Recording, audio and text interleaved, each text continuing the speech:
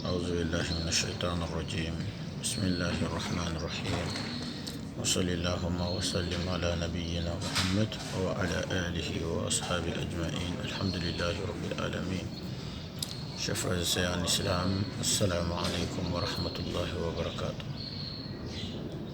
C'est un petit bonjour de la part de l'imam Sherif, un petit bonjour de la part d'un frère en l'islam, un petit bonjour de la part d'un Africain à tous les Africains dans le monde entier, un petit bonjour de la part d'un être humain à tous les êtres humains dans le monde entier.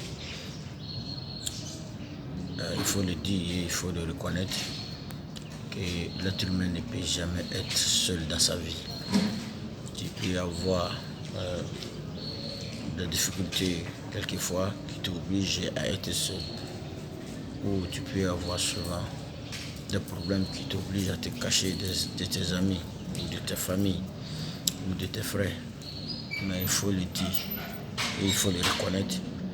C'est quand tu partages tes problèmes avec tes amis, il y a toujours une solution. On a un langage qui dit, en malinqué qui dit, une seule personne a une seule intelligence. Mais que quand vous êtes plusieurs personnes, vous avez plusieurs intelligences. Ça veut dire que tu es seul, c'est toi, c'est ton intelligence qui travaille avec toi. Mais si tu es avec des amis et des frères, dis-toi que tu n'es pas seul et tu n'es pas la seule intelligence qui travaille. On se complète dans la vie. C'est pour ça que l'islam nous oblige, l'islam nous ordonne, l'islam nous encourage à se marier dans la vie. Un homme arrivé à un certain âge, il doit se marier. C'est ça aussi qui fait la valeur d'un être humain. L'islam nous oblige aussi et il nous rappelle que le mariage nous permet à laisser des progénitures. Le mariage aussi, vous savez qu'on avait nos grands-pères sur cette terre, nos arrière-grands-pères étaient là. S'ils n'avaient pas fait le mariage, dis-toi que l'extermination était imminente. Donc c'est pour dire que l'être humain ne peut pas être seul dans sa vie. Il faut chaque fois avoir des amis, de la famille, mes enfants, mes femmes. Ouais, je vais dire mes femmes parce que nous, les musulmans, l'islam nous dit on peut marier jusqu'à 4 femmes. Ça fait pas aussi des bases islamiques. Tu peux marier jusqu'à 4 femmes. Et il te le dit, il te répète, il dit que l'être humain ne peut jamais être juste entre ses femmes. Ça, qu'est-ce que je ne sais pas ce qu'il faut dire. Ça veut dire, les Arabes appellent ça mustahil. Ça veut dire que ça ne peut pas se faire. Avoir 4 femmes, 2 femmes, 3 femmes et aimer les deux, même chose, même temps, même niveau d'amour, ça n'arriverait pas, ça ne peut pas arriver.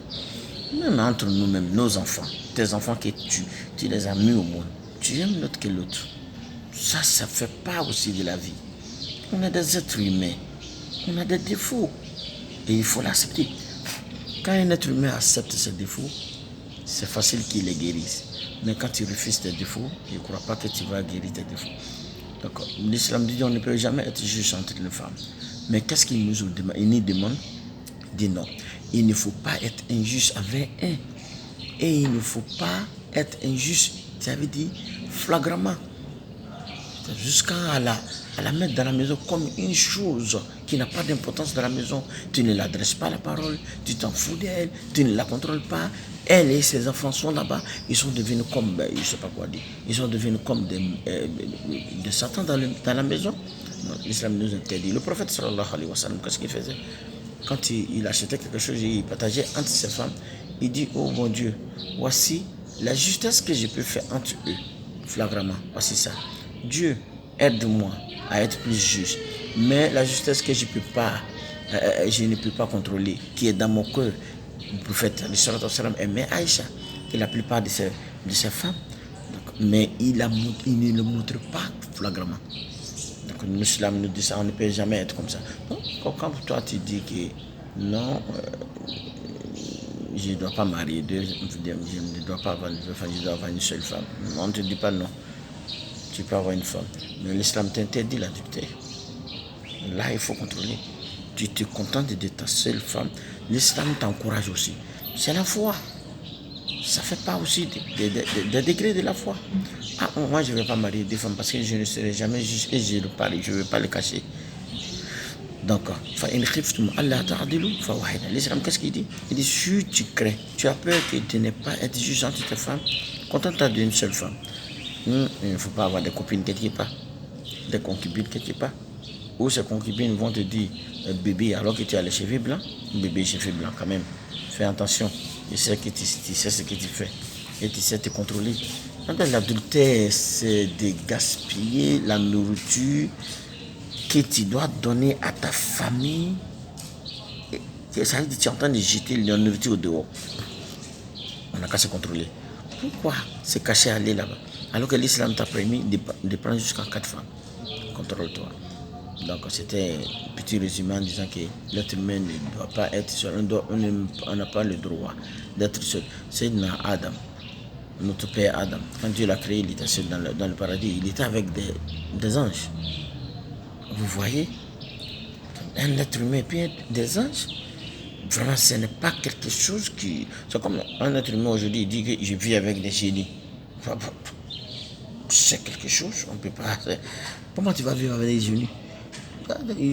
C'est des êtres vivants, mais ils ont une manière de vivre chez eux. Et toi, tu as une manière de vivre ici, en société. Donc, si tu dis que tu vis avec des génies,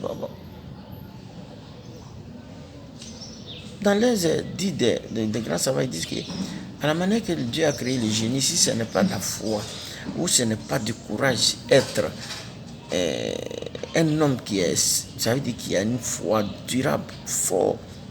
Si tu les vois comme Dieu les a créés, ils risquent de te rendre un peu toqué ou même un peu fou. Parce que tu serais trop effrayé. Donc, si quelqu'un nous dit que je vais vivre avec les génies, ce n'est pas croyable. L'être humain vit avec des êtres humains. On n'a qu'à être trop gentil avec nous-mêmes. Donc aussi, c'est Adam, quand il vivait avec les anges, Dieu a vu que non, l'homme là ne peut pas rester ici éternel. Il ne peut pas vivre avec des anges. À ce temps que je crée quelqu'un qui va vivre avec nous. Donc il a créé Sayyidat Hawa. Donc Sayyidat Hawa était avec Sayyidat Adam. Les deux choses se complètent. Être humain, garçon, être humain, femme. Les deux choses se complètent. Alhamdulillah. Même quand Dieu les a chassés du paradis, ils ont descendu ensemble. Ils étaient, ça veut dire, perdus. Sayyidat Adam est descendu dans un autre endroit. Il ne voyait pas Sayyidat Hawa. Sayyidat Hawa est descendu dans un autre endroit. Il ne se voyait pas. Quand ils se sont vus, vraiment, c'était le comble. Ça veut dire, c'est ça la vie. L'être humain doit être heureux avec un être humain. L'homme doit être heureux avec sa femme, sa famille. Mais un homme qui se dit, non, il n'a pas d'attirance envers les femmes, qu'il a de l'attirance avec les hommes.